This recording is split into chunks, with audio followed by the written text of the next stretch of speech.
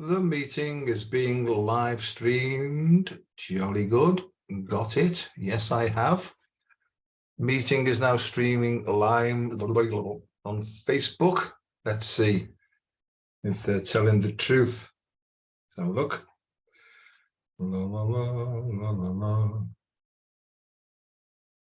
Well, it's not live on my Facebook yet, so I don't know what's going on there. Let's have a look.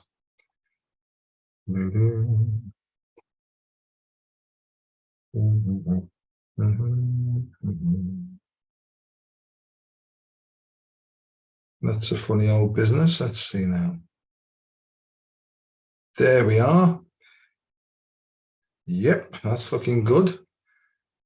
So Carol Schickel is watching. Hello, Carol. How are you doing? My regards to everybody. And Graeme Waterfield has entered the waiting room. So we'll let Graeme in a moment. We'll just let him stew for a bit. Because tonight's conversation, it could raise a bit of steam, I feel. But we'll see how we get on. And let's see now. I'll let Graeme in. I'll put my thing there so I can see some comments as they come up. Hiya, mate. That's a nice picture of you on some sort of a beach. I think it was Cornwall.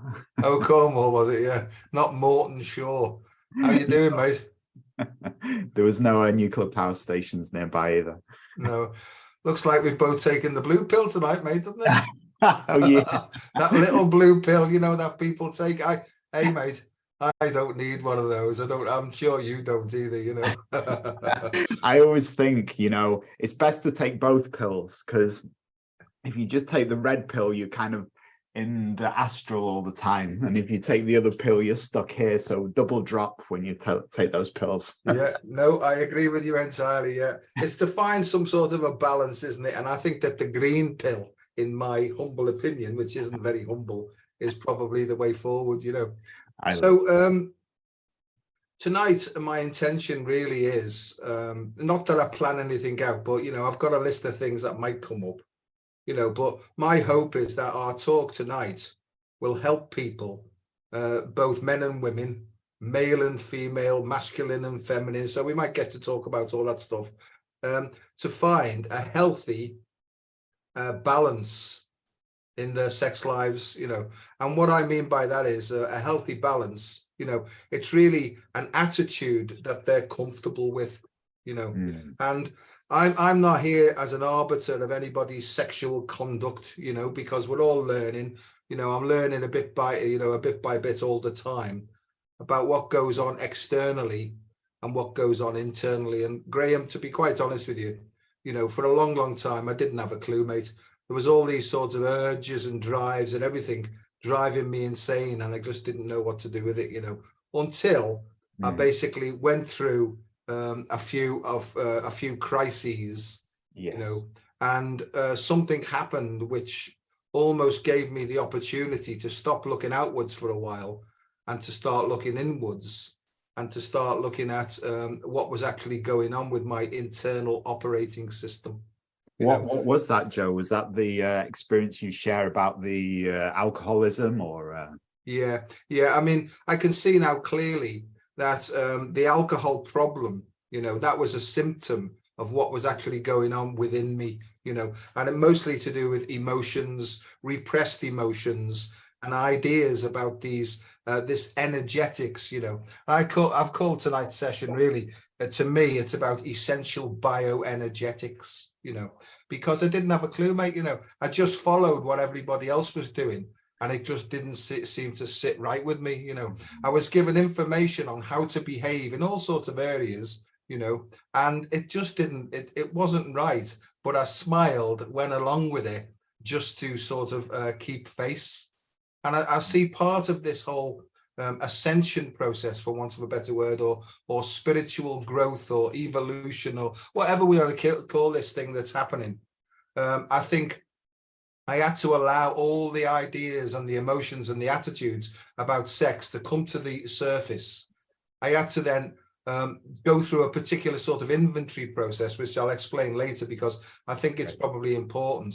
And I went through an inventory with somebody who was reasonably sensible, you know, who was balanced in this area, who'd overcome a lot of these problems, and we were able to talk about it at a heart-centered, man-to-man approach, you know.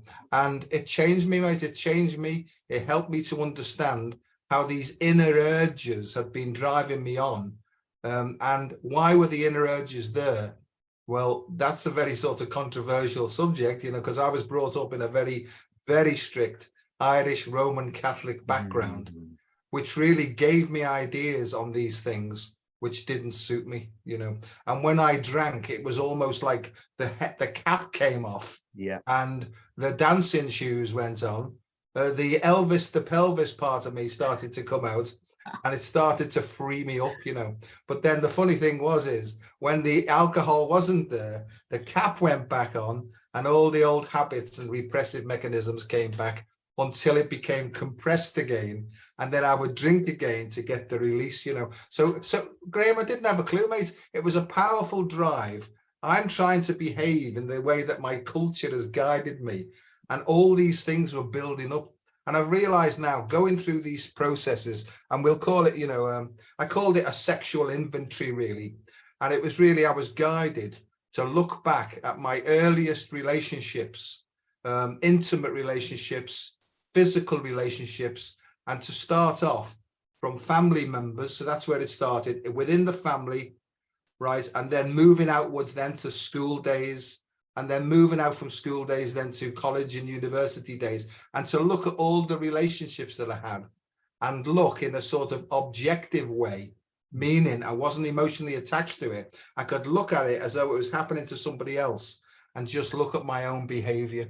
And I made a list of persons that harmed, and if possible, without causing any more sort of untoward circumstances, I went back and I said sorry for my part in a lot of these things. And Graeme, there's people I've not been able to approach because they've moved on in life now, and it would cause problems if I just turned up to say, hello, how are you doing? Do you remember all that nonsense, you know? And what I've got here, if anybody's interested, and I'll give you a go in a minute, mate, because this is like a sort of a précis to what's coming up. But what I've got, if people want it, and it's not quite ready yet, but I've got like a list of questions, if you like. It's a sexual inventory, and it's basically ask questions of why did I put myself in this position? Did I enjoy it? Did I not enjoy it? You know, there's two schools of thought here. Some people believe that sex and the act of sex and all that is something to be abhorred, really, and it's just a sort of an impulse of our sexual lower nature, you know, and something that's to be used only in emergency circumstances, you know. And then there's the other side of the coin, you know, where anything that moves, grab it, you know what I mean? So, you know, so basically, you know, so obviously they're the polarities. And for each individual, it's to find what works in this sort of, and I'm seeing now that that's representative of hieros gamos, which is basically the divine and the mystical union that happens within the individual.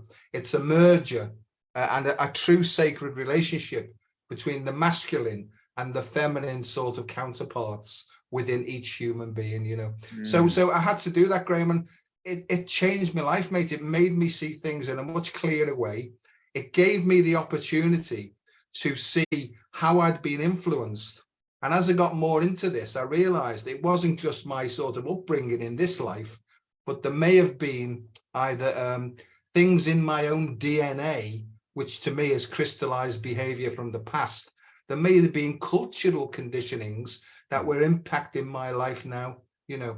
And some people, you know, they don't know why, but their head will tell them one thing to say, I don't know why it's like this. They may be repulsed by the whole idea and they can't understand it. So they try and change their head thinking, but it still doesn't affect the way that they truly feel emotionally, you know. So halfway through this talk, with your permission, I'll put a little slide up which will explain about cognitive processing, that's thinking about things, and what's going on below the surface.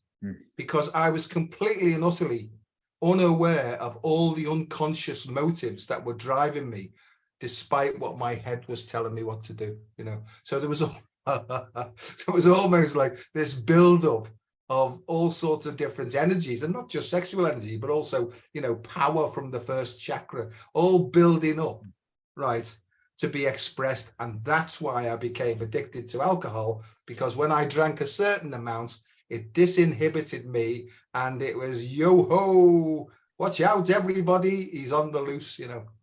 Graeme, I've gone on a left there. I didn't mean to, mate, but, you know, over to you, my boy, and see what's. And by the way, you're looking well there, son. I think the last time we spoke in person was sitting eating fish and chips, I think, in Glastonbury. That's right. Yeah, that's right. Yeah, we just bumped into you randomly. That was such an amazing, well, coincidence. Oh, I don't think so. Just far too synchronistic, really, to have been planned. Beautiful. Really. I really resonate with what you're saying, Joe. It really interests me about, so let's look at a practice like mindfulness, which is, you know, we could say it's very much based around schools of Zen and schools of, well, generally as a Buddhist practice, and everything's said to be a chance to meditate. So whether that's drinking the tea in the morning and finding there's an aliveness in the tea, you know, that's a practice, or going and looking at nature, or just taking a moment to feel the aliveness in the breath. And all those things aren't necessarily what we're paying attention to. That's not the practice. The practice is that doing the practice takes you into the state of meditation or mindfulness, which is beyond the thing, if you like, where the idea of a cup, drinking, and me start to fall away, so it becomes one experience. We call the Tao, the oneness, you know.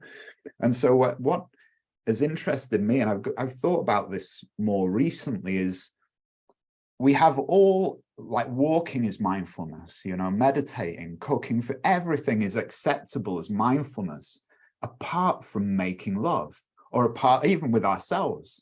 That's somehow, oh no, let's just put that in a compartment and put it over there in the collective thing. But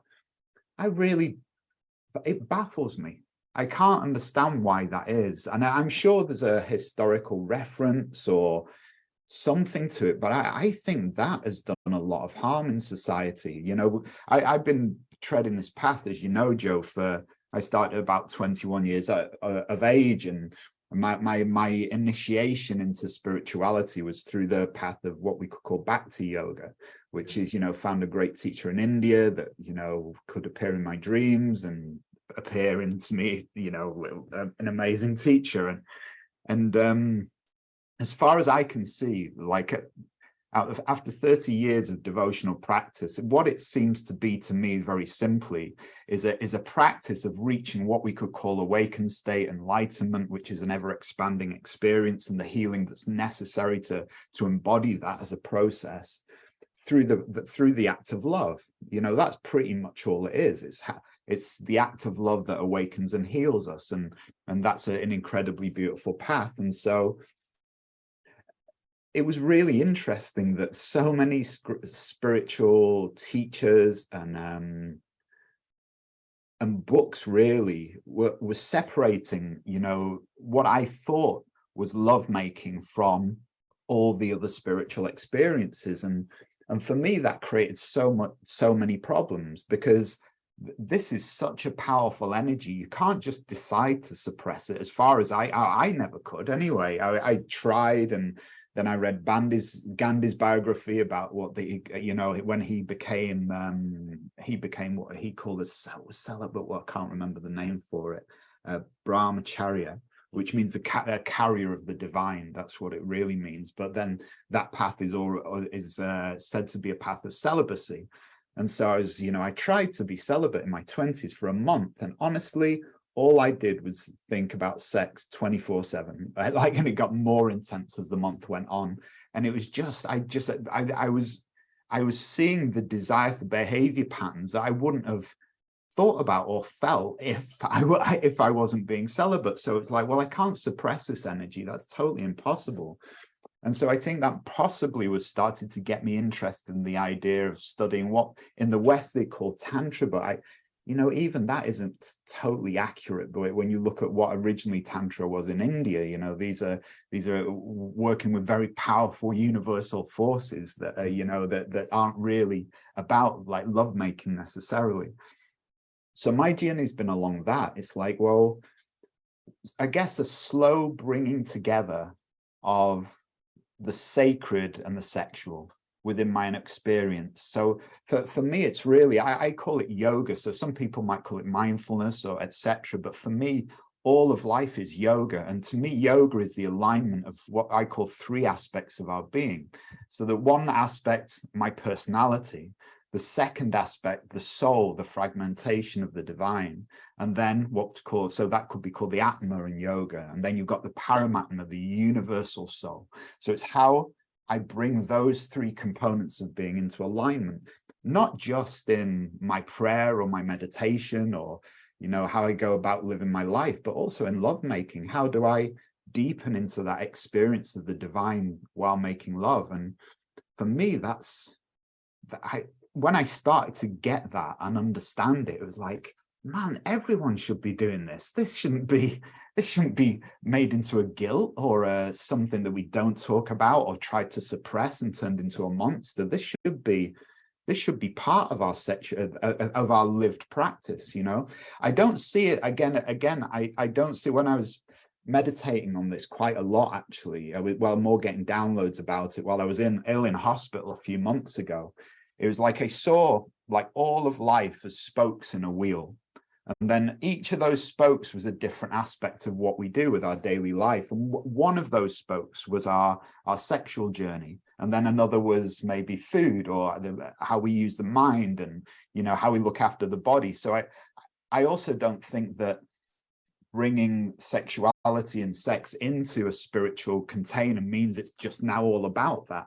It's just saying, oh, this is just a part of the whole as well. And we can do this in a devotional and beautiful way. And also, I mean that even if you're single, a lot of the Taoist practices are solo practices. They're about how to awaken that energy within us and how to embody it just as a self practice. But I also say, Joe, it's like, I think I've said this before, that it's the Lao Tzu's idea that, I can't remember the exact words he uses, but one of the translation is along the lines of, if you want to wake up all of the world, you have to awaken all of yourself. Another translation is that the only way to fall in love with the whole of creation is to fall in love with every aspect of your own being, include your shadows, the things you're ashamed of, like fall in love with all of this, and you fall in love with all of life, because everyone's as screwed up as you are, it turns out, in the end.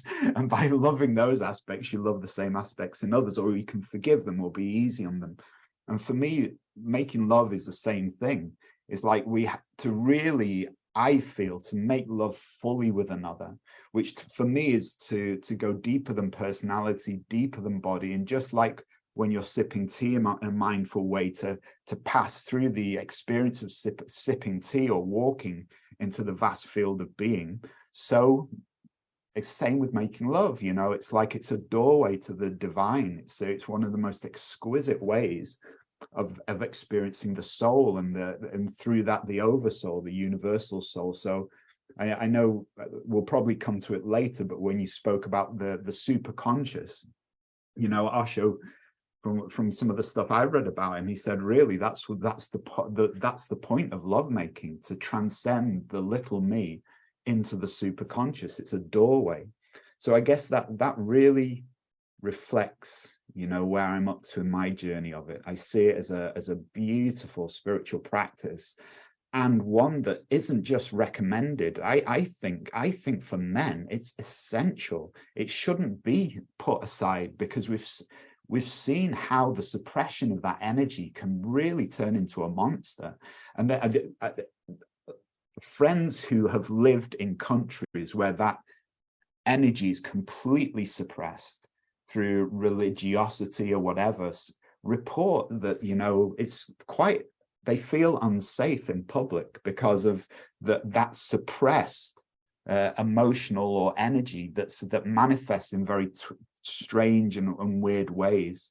So I suppose I'm getting it's weird as well for me. The other thing, mate, is I've been doing these practices for years, and I'm quite a private person in certain, like when we're not speaking or when I'm not teaching, I just like to sit in silence, and it just comes across that I'm a bit of a talk on this stuff. So I've never really spoken about this side of my spirituality publicly much. But again, when I was in the hospital, I just got such a heavy download that it was time to start doing this, to bring it in the world. And I even resisted it. I was like, really? I wanted to talk about monasteries and meditation and just being still. You really want me to talk about sex? And it was like, this is needed in the world. Yes, I want you to start talking about this. That was an overwhelming feeling. And then the coincidences I've seen with starting this, this men's program I've started, the incredible brothers that have gathered together, it filled up really quickly.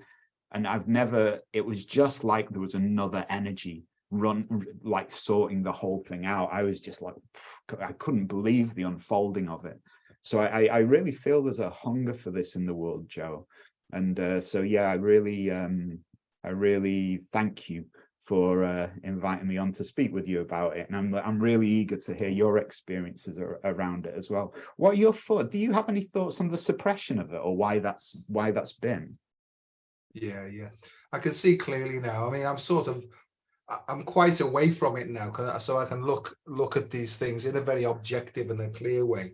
And I can look back at my own lifetime, but even further than that, eons of time, a long time. I can see that we're dealing with powerful instincts. I mean, nature has given us powerful instincts for a reason. And instincts are automatic reactions that happen in certain environmental circumstances. So when we're in a particular environmental circumstances, so this is about perception. When we perceive a certain environmental circumstances, what happens is there's an immediate scanning of all the surroundings, right, to see if there's any danger involved, and what happens then is, if it's a similar to, not exactly the same, but if it's similar to a sort of conditioned response we have inside us, we will unconsciously, we will activate these instincts, so we have stranger danger.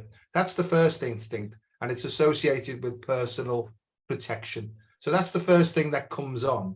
And it's really, there's no thought about it. If we perceive a threat, we immediately go on the defensive. That's called the fight and flight response. It's the first thing that develops. It's the first instinct that comes online in a child, and it's associated with the brain stem.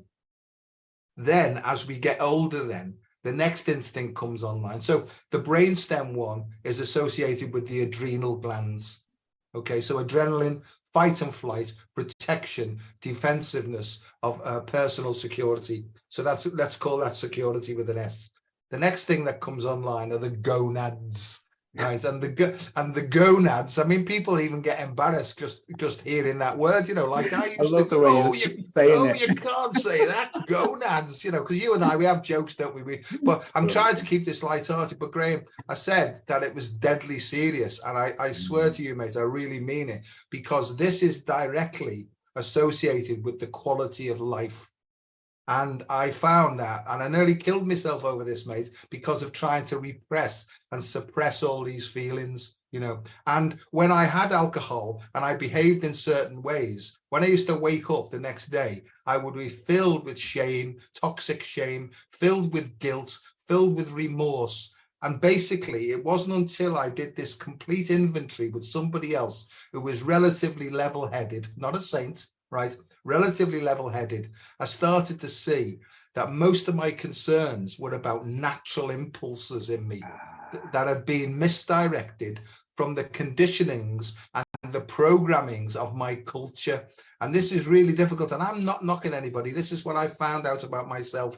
And not until I'm getting a big thing up my spine here now. This is normally an indication. I feel like something's just come round here and said, "Go on, son, you're doing well, and you're quite clear tonight. Carry on." So so the first instinct, then, fight and flight, right? That's where power comes in. right? So that's the power to defend ourselves. The next one is the sex one. And what's that for? It's for the furtherance and the survival of the species. So these are necessary for the survival of the individual and the species. The next instinct that comes online is the social instinct. And that's an instinct to find your place in society and be happy with it. However, Graeme, if you're repressed and suppressed and oppressed in those first two departments, then lots of problems happen. And I know, because I've done this in psychoanalytic theory for a long time, people with social anxiety disorder, right? Sometimes they're anxious in crowds and they think, oh, I'll have to try more to say things and to be interesting. And I'll read a whole script saying, oh, yes, what football team do you support? You know, it's completely, you know, and it's completely artificial. But I went through that myself. I used to read things so I could say to people, oh, yes, I'm interested in that, you know, and I wasn't. And if they asked a hard question on it, I think, oh, shit, I've got no idea. Right. But the problem was, Graeme, all my power, if you like, was suppressed in those first two chakras. Right. So the first one was be respectful of authority. Right. And so when the priest came round, it was sit in the corner, keep your mouths closed and don't say anything, because this is the priest and he knows better than us. And he's got a whole book here of rules and regulations that we've all got to stick to. So suppression, you see, you can't be yourself, shut your gob. Second thing is, and this is the big one for me, is before I was 7 years of age, Graeme, I knew that sex was a sin. Wow. Because a sensitive child, I'm picking up all cues all the time from my mum and dad and how they were behaving, and I knew it was a sin. And one day, us kids, we all piled in onto their bed and we were playing and hugging each other and all that, like families do. And my hand went under the pillow and out I brought a packet of contraceptives, right? And the look on my mother and father's face, and I didn't know what was going on, but it was like, put those away and all get out, you see. And it's things like that, you see. And then as the years went on, I could remember these things and I started to associate it with it. Graeme, once I started to have these natural feelings coming up, I was in hell, mate, because I became a yoga expert at that early age, where I'd close my throat down, push it down, and this natural urge was trying to get up. And I'm pushing it down into another part of my psyche. There's a phrase I like, Graeme. It's called, you're only as sick as your secrets, right? And Christ, mate, I was sick, you know what I mean? And when I used to drink and behave in certain ways, I used to try and hide all that. I was ashamed, mate. And so there's one part of me that abhorred all this behavior. And there was another part of me that wanted to do it more because it gave me release. So a big part of my alcoholism was based upon repression. And I can see clearly now, and I don't want to cause any controversy or anything like that, but I can see the conditions and the programs, the conditionings and the programs of my life and my youth, right, kept me down for full expression. Now, I'm not saying that we should go out and be free and everything else.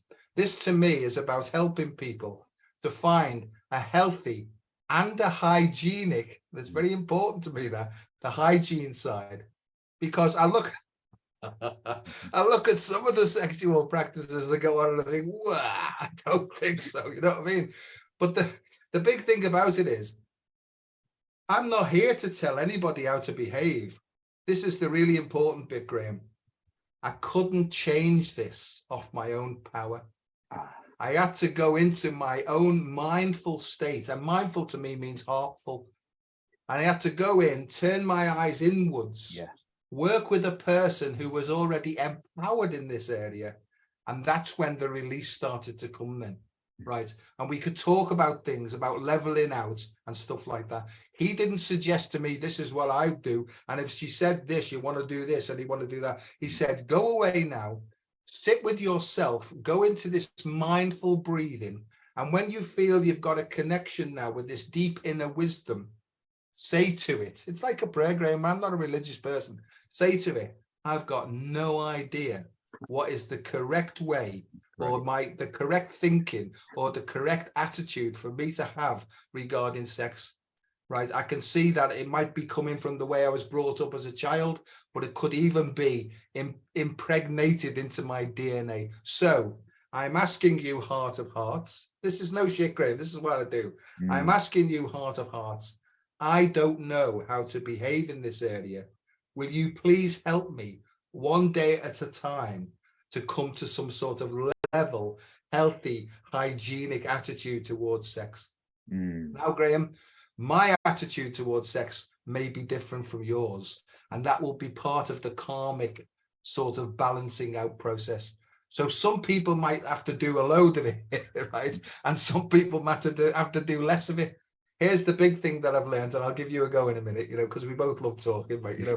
The big thing I've learned is from the first chakra, if you can't stand up for yourself and you can't back down, then it controls you. But if you can take it or leave it, right, then you're free of it. And then when you move up to sex, then if you can take or leave it and really mean it, no, I don't fancy it tonight, thank you. I'll just say no, but thank you very much. Now, obviously, or yes, that would be very pleasant. Off we go, and I'm, I know that you understand what I'm saying, but if you're in a relationship, for example, I suppose, where there's an imbalance and one person wants it and the other person can't stand it, then that having these conversations now, there's all sorts of different things and solutions that might come to. The relationship might have to try and build on it, or the relationship might have to fall apart. Graeme, I don't know. And I don't know what the heart of each of those people would guide them to. But I think people have to listen to what their heart's guiding them towards, not by any sort of mad influences like Love Island and all this, because aren't we're bombarded all the time with these external stimuli, right, that can activate instincts inappropriately. And that, to me, is something that individuals need to look out for, because to me, I see that can be very subtle manipulation at all sorts of different levels that keep people in their box. And sometimes it can be more than subtle and right in your face. I don't know what I'm going on about here, mate, but I'm going to pass over to you. Stop asking me hard questions. I love it, Joe. So I love chatting to you. I think that's one of the beautiful things of, I love when they ask the Buddha, are you a god? Are you, what are you, basically? And the Buddha, whose name wasn't Buddha, that was the title, it was an explanation of who he was. And so he said, he simply said, I'm awake. And of course, translation of awake in Sanskrit is Buddha. So that he was just saying, I'm awake. So I'm really reflecting on what you've just shared there, Joe, because that's the beauty of making our sexual energy conscious, awakening to our sexual energy, which is that up and out, that expansion and the tension. And when it gets too hot, it gets out of control. And when it's too cold, we're empty, and trying to find that wu wei, that perfect harmony of the aliveness of our sexual self, but also not too much fire that we're just out of control. We're frying our brain and we're like a dog on heat, Yeah. And so we have some kind of control, and kind of reflecting on the idea I often speak about, what they call in these the balance of Shiva and Shakti within our body. Shakti being the heart, which is the energetic a component of the universe, and Shiva being the still calm awareness. And then if you just have still calm awareness, you're not that creative in this world, you're just in the moment. You're kind of like no energy, no inspiration, but so peaceful. Hello, can you pay the mortgage? No, so peaceful. Leave me alone. So that's the pure consciousness level, which isn't that really useful as far as I can see, my experience from embodied being. So then you have the Shakti. Now, if the Shakti, the heart quality, doesn't have the still presence, the anchor point, it's just all over the place, really emotionally reactive to that, and then really high and excited, and really depressed and anxious, and then it's that kind of dualistic. So when the if you like, the consciousness, our Shiva aspect, meets the play of energy, that's the internal tantra, if you like, the play of energy and mind or consciousness. And when those two are in love with each other and working in harmony, that's beautiful. There's a line one of my favorite line in the ancient Upanishads of India, these great books of wisdom that they can trace were written down for the first time because they were an oral tradition first, but they were written down for the first time 4,000 years ago, because there's a story about a river that hasn't flowed for 4,000 years, and that takes part by one of the teaching but next to this river. And one of my favorite sayings in that is, on the tree of life there's two birds. One bird jumps around eating the sweet fruit, and the other bird just stands still, silently watching. And it says these birds are best of friends. And it's a real pointing to that the playfulness of being in the world and the heart, but also the calm, still awareness. And I think I really reflect on your talk about how, corporations need to sell things for shareholders to employ people. You could look at it that way if you were being, optimistic. And so they need to survive. So, okay, well, how do we survive? So we need to reinforce that our products will stimulate, you'll get laid if you smoke cigarettes, or drink Coke, or listen to this music, or buy this car, or whatever. You'll be attractive, And so yeah, absolutely. So we have a world that's built around, the subtle manipulation of that energy, which I call the energy of seduction. And I love in Star Wars that they use the very specific language. Oh, he's been seduced by the dark side. That's I love that language. There's an incredible wisdom there. That's because seduce means unconsciously manipulated away from our free will.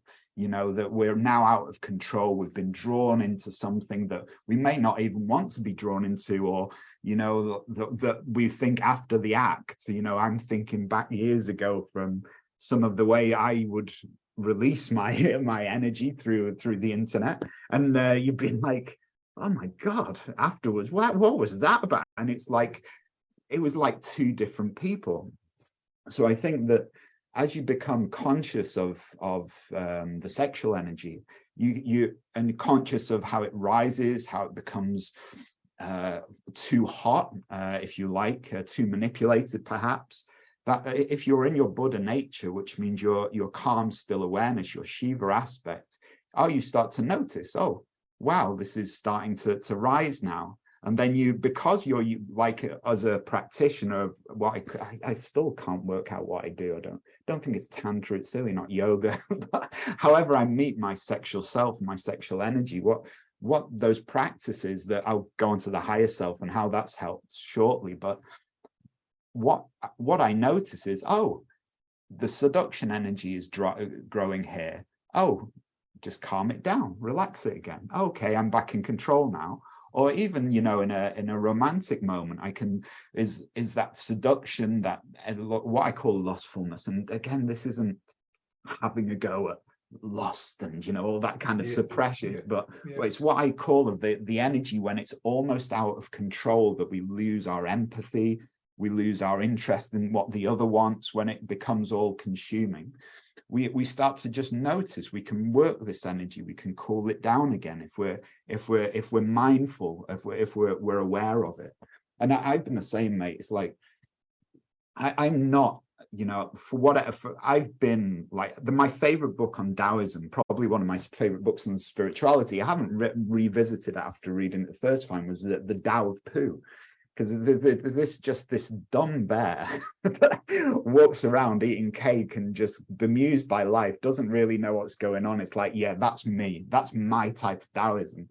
Like, I just don't, I've not got a strong intellect in the way of gathering information outside of spirituality. That just somehow sticks to me, and I don't know, still can't figure out why. Maybe my dharma or whatever.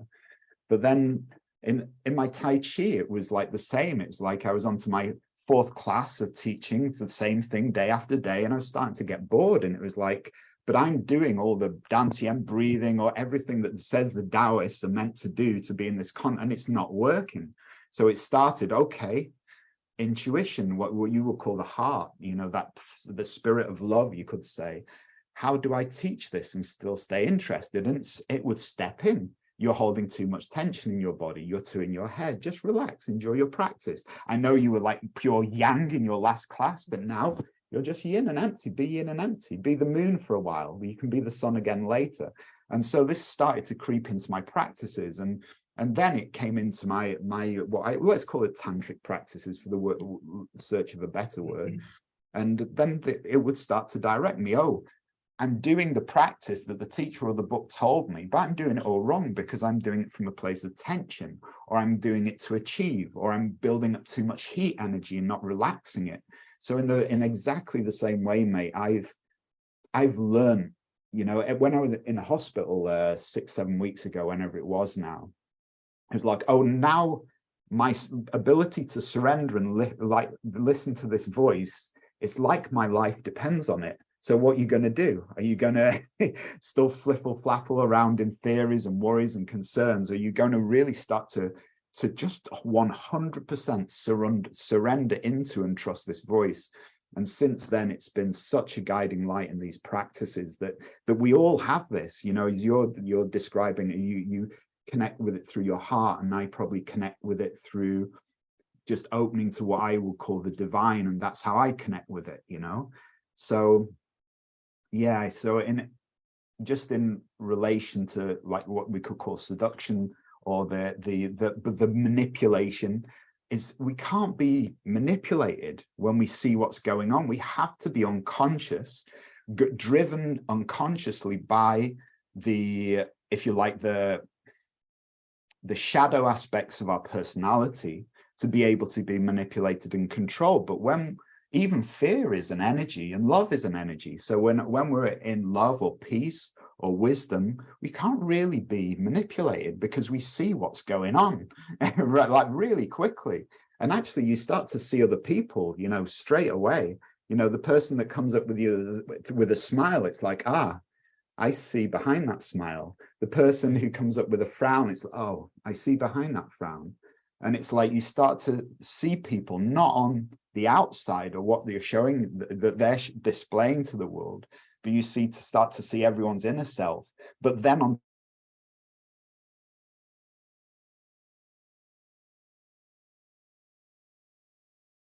I've got an unstable internet. You're back. It went a bit weird then. So yeah, so you start to see the games that people play, you start to see the games that you play, you start to see the whole thing. But I think as we start to awaken to those more subtle realms that we can bring into sexuality and everything, we also see all of that with compassion.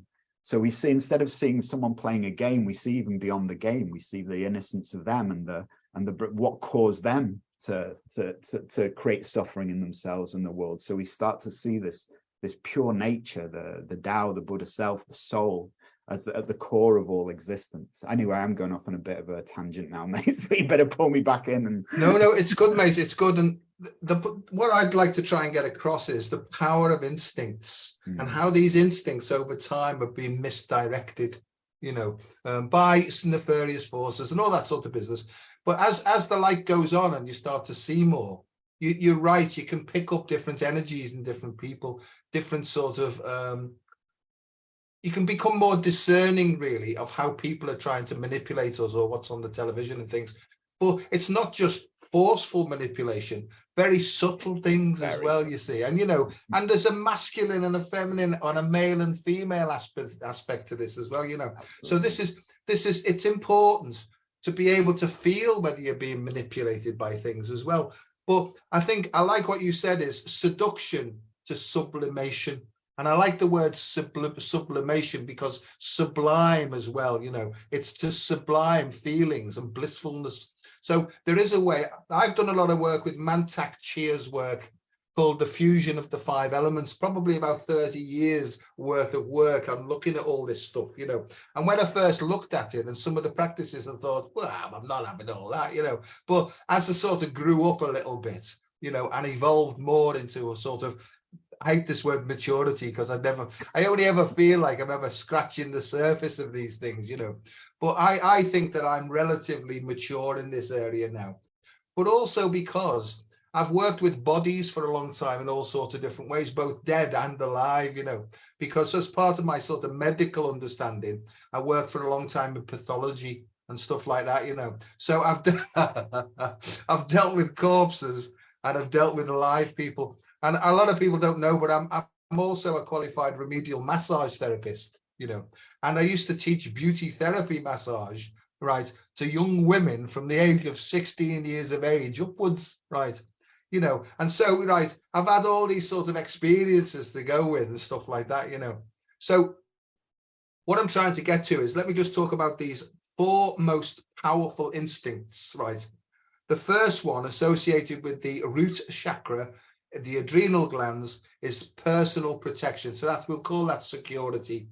The next one's sex. The next one that comes online as we grow a bit more is as we move outwards and we expand. This is what I believe is a natural progression into more towards cosmic consciousness, if you like. So we've got the social instinct to be part of a group, where if they say to you, oh, come on, come out tonight, we're all going out. If you can honestly say, no, I fancy staying in by myself tonight, thanks very much, and really stand up and say, no, well, if you don't come out with us, you're not in our group anymore. Ah, well, I'll stick by myself then, So that's when we're starting now to use the power of those first 2 chakras, right, to actually start to get some self-confidence. The 4th one is called the instinct for self-esteem. It's personal reflection on how you talk to yourself and how you reflect upon your own behavior. Now, if you're insecure in those first 2 or 3 chakras, then you'll have a sort of a negative view of your own life, and it will be imbalanced then. And if you don't change and understand, right, that it's the first 2 that probably need looking at, especially the sacral chakra. And I don't call it sex therapy, I call it sacral therapy, because there's a physical component, but there's also one about intimacy and bonding with people as well.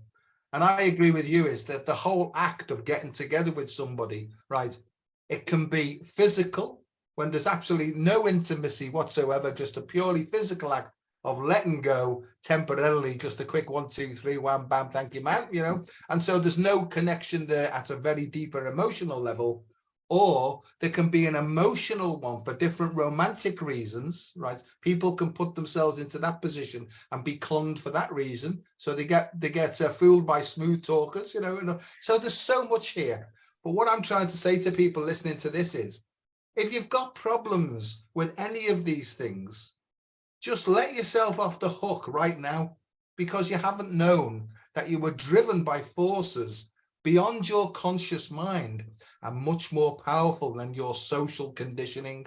So my suggestion is, first thing, very important, is go into a mindful state, tap on here like this, seriously, and this gets in touch with your inner guru, your heart of hearts, because the heart can be misleading because it's an emotional thing. We want to go past the emotion into a sort of objective consciousness and start to look at our own behavior without jumping in and saying, oh, I shouldn't have done this, I shouldn't have done that, So we do an inventory of it. Is, how did you put yourself there? How did you behave? Did you enjoy it? Were you forced to do it? Blah, blah, blah. And so there's like 100 questions you can ask, right?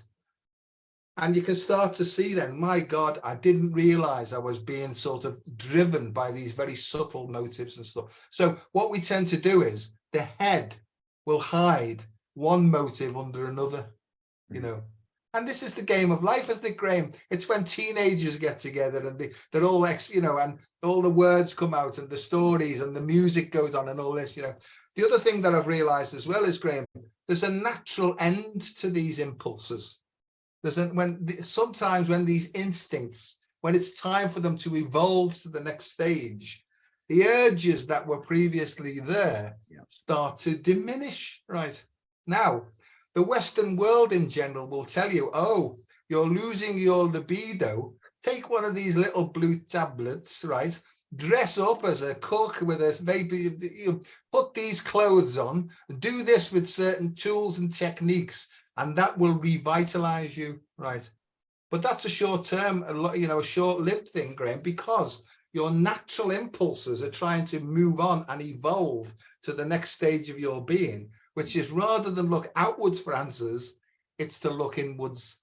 And it's for the energy almost to turn around from wasting itself externally to actually turning around. It's a bit like a valve, mate. And I know you know what I'm talking about here. But rather than letting it out of the front, yes, if you're more aware then of your own internal energy, you can switch it round without wasting any, without the mess. Oh God, without the mess, right? And you can allow it then, right, to actually start to work its way, if you like, up the spine, and also to clean up all the various other energy centers as then. And the whole idea, as you know, about universal consciousness is when that flow actually clears all those channels, and then you get the orgasm that everybody's wanting, right?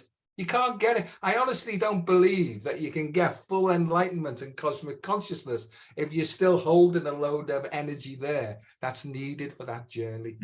I'm going off on one myself now, but just to reiterate the point, let yourself off the hook, right? If you've had that attitude towards sex or that one, it doesn't make any difference. Put it all in front of you. Look at these questions that I've got, and just even work through it with some tight-lipped person, somebody that you can trust wholeheartedly, to say, look, I've done this inventory on my behavior and I've gone all the way back and I can see the part that I've played in this. I'm going to leave all the other people's parts out of this for now. Otherwise, I'll get back into blaming and I won't start looking at myself.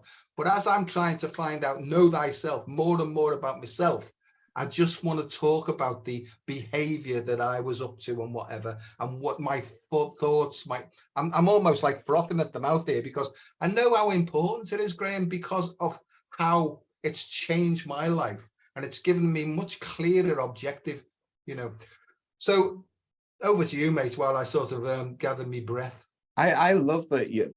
So what I love is the strength of your mind, Joe, because I don't think I was born with that strength of mind. To make those decisions and have, as you described at the beginning, have conversations of forgiveness and openness, and how that's been such a healing process in your life and your ability to examine thoughts. I think my emotional body is quite intense.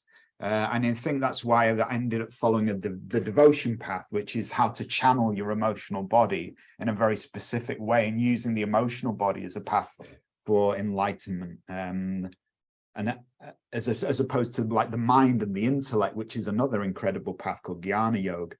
And so my process is, generally it's getting to, I start the day by getting in touch with my body. I won't go into the all the practices I do before I get out of bed because it's PG. But so for 20 minutes I fall in love with my energy body, and I listen to, so I wake up, I listen to my higher self and I allow it to guide me into how to awaken my base chakra, how to awaken my body.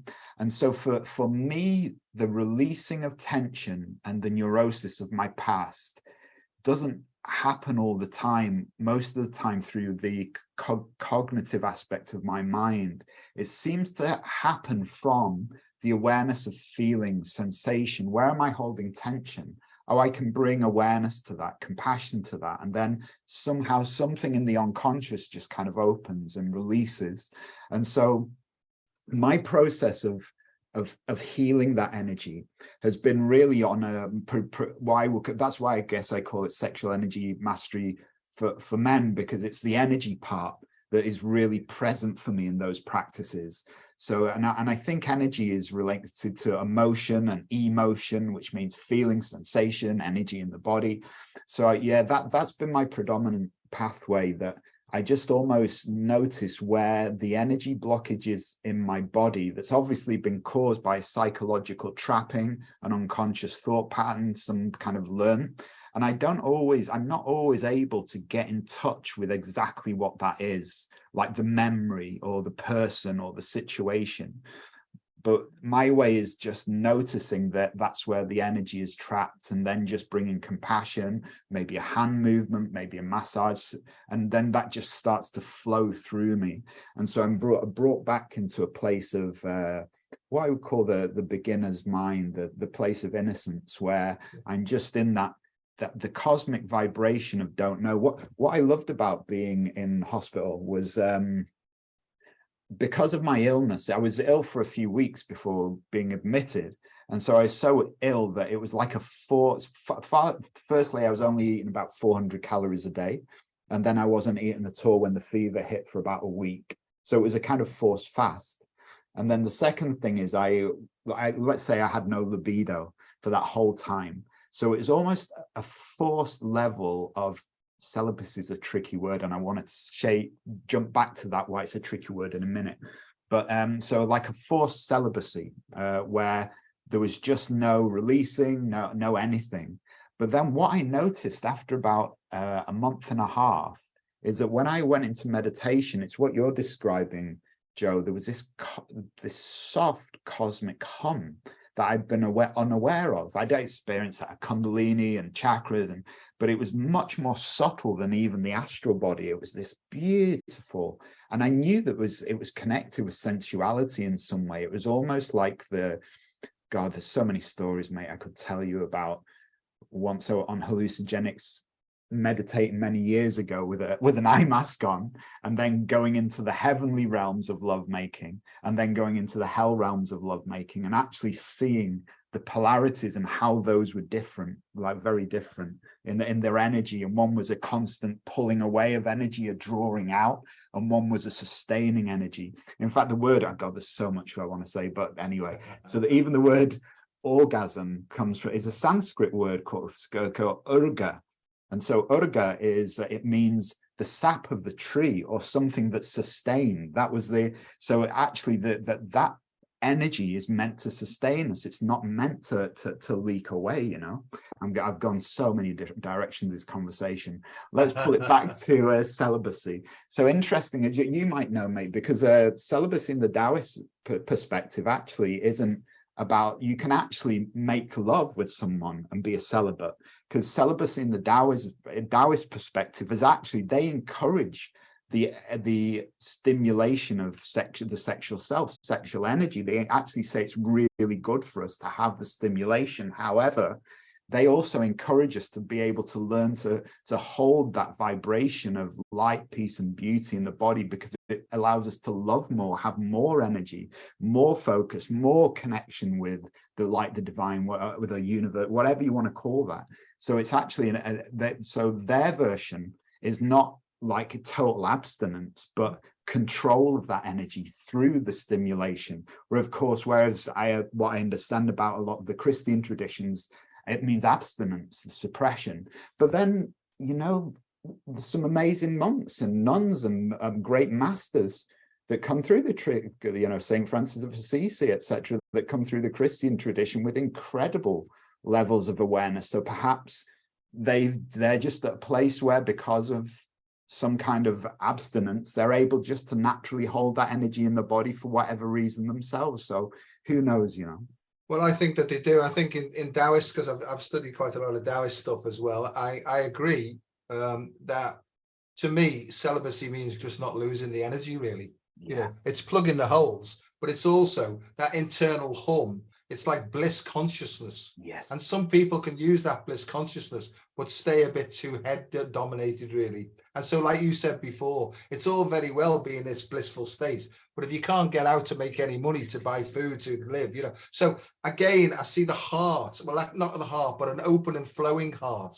This is it, because Saint Teresa of Avila, she used to have these massive, super orgasmic experiences, or so that from the writings, you know, when the Christ visit. See, I'm getting this thing up my spine now, so I'm feeling it. So the thing about it is it's all about bioenergetics, without the guilt, without the shame.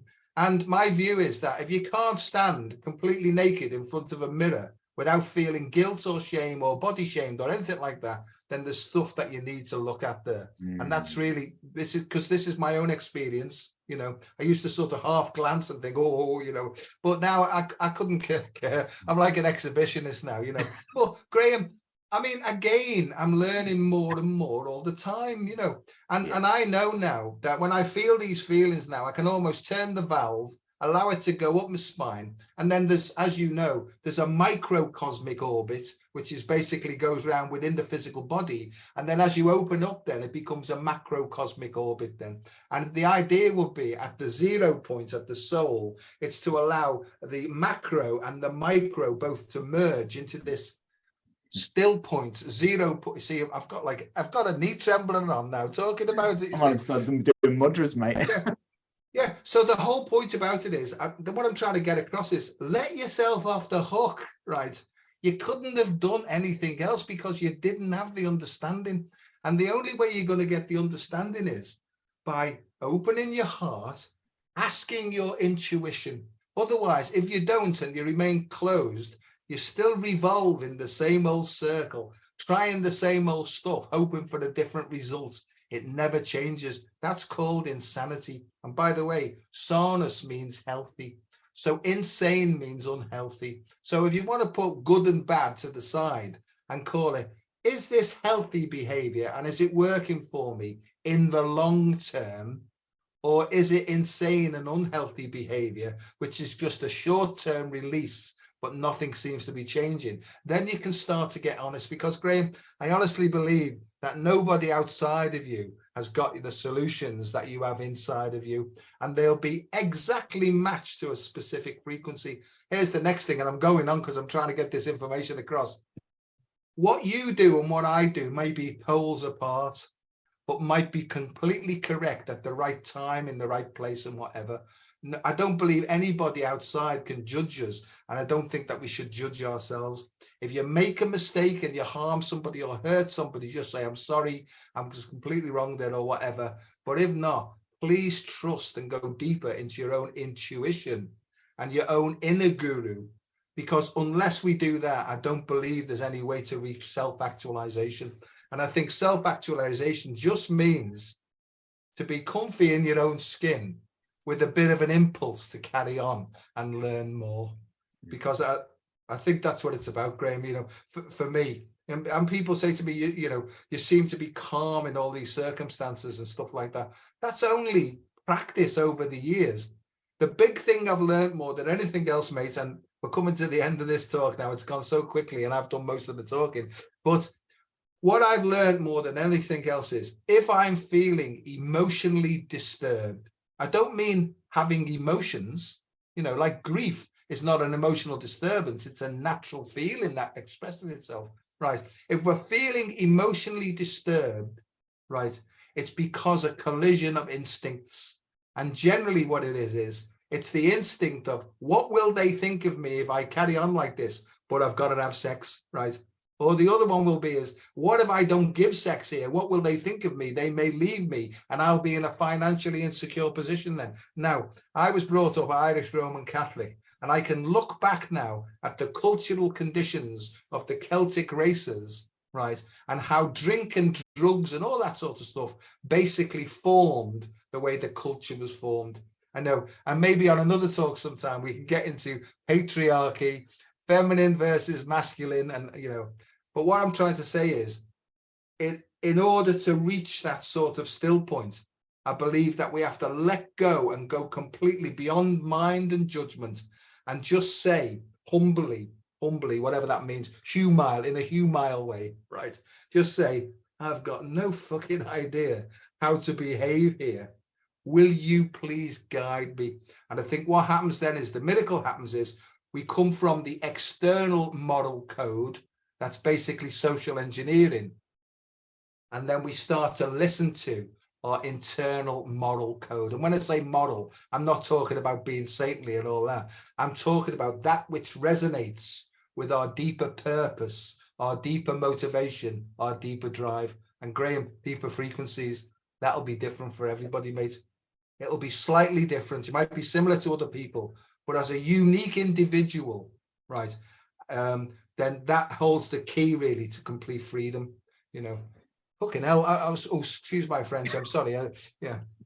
So I want to tell you just a funny story before we go, mate. You're right.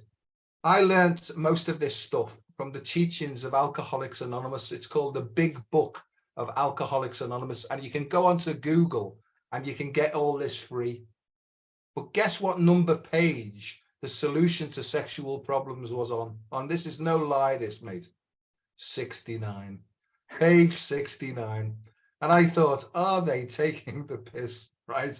So if you go and Google it, page 69, big book of AA, because Alcoholics Anonymous, and a lot of people don't know this, right? It's got very little to do with drink. It's all about knowing thyself and finding out more about how you internally operate and how you can reset this by mindfulness, mindful breathing.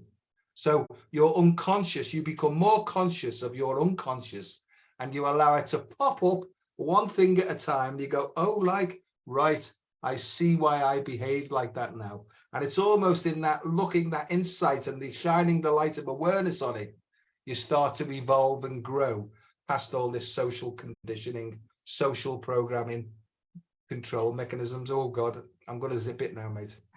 Over to you. Speak to you all night, mate. I feel like we're just getting started. Yeah, I agree, mate. It's yeah, it's quite a journey through this type of energy, and I think maybe this is just the next part of our evolution, because I often think maybe 1,000, 2,000 years ago, like, mortality wasn't what it was now. Disease was more rampant, famine, you didn't know if you're going to eat, you certainly some of your children were going to die, you know, that was just how it was. And I just wonder is if perhaps there's an evolution of society in which we can actually say, okay, I'm not literally worried about starving to death this year. Like, hopefully my children will make it through. You know, hopefully clean water will keep coming out the tap and the Tesco shelves won't get empty today. So actually, let's go a bit deeper in life. If I'm not in fight or flight so much, maybe I can start to move into the more evolved areas of brain, you know, frontal neocortex, which they call the third eye in the East, or, you know, our compassion and wisdom centers. So we're in a very lucky position, I guess, in the West to be able to take a deeper dive into some of these ideas and practices, because we have the time and the, you know, the socialization which allows us to do that. So yeah, I would say that's, I could talk all night, mate, and I don't want to dive into another topic and then like really overrun on your on your Facebook Live. So yeah, thank you for tonight, mate. I've really enjoyed it. Really enjoyed our conversation. But it's a two-way street, and there may have been stuff that you've said that will percolate in my head, and then it gives, you know, it forms, you know, it's like another step really up, you know, and whether there's up and down and left and right or not, it doesn't matter. I'm just learning all the time, and I love it. And I love you, mate, as well, and I love talking to you, and I love it when you come back up here, you know, and stuff like that. So when you said about the third eye, you see, this is how my mind works. Yes, evolution from Jap's eye to third eye. And I thought, you can't say that.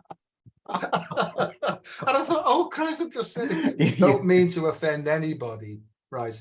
But if you did get offended, or you got a grip in the gut, or you felt nervous over anything we talked about, please take it from me, if you trust me, take it from me that it's a hook that needs to be unhooked in you.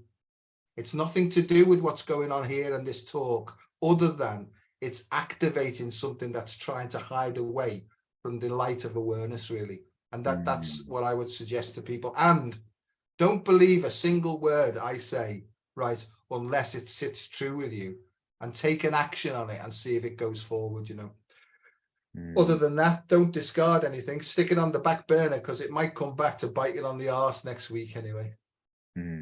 Graeme, I love you, mate. I'm hoping to come down to Glasgow a few times this year. So if I'm around, I'll give you the shout, and we'll have one of our little chats on the top of Glastonbury tour. That would be amazing. I would love to see you soon, mate. And thanks for having me along. I love our chats too.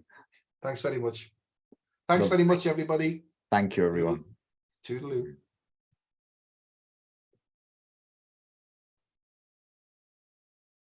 Thanks, mate. That was brilliant.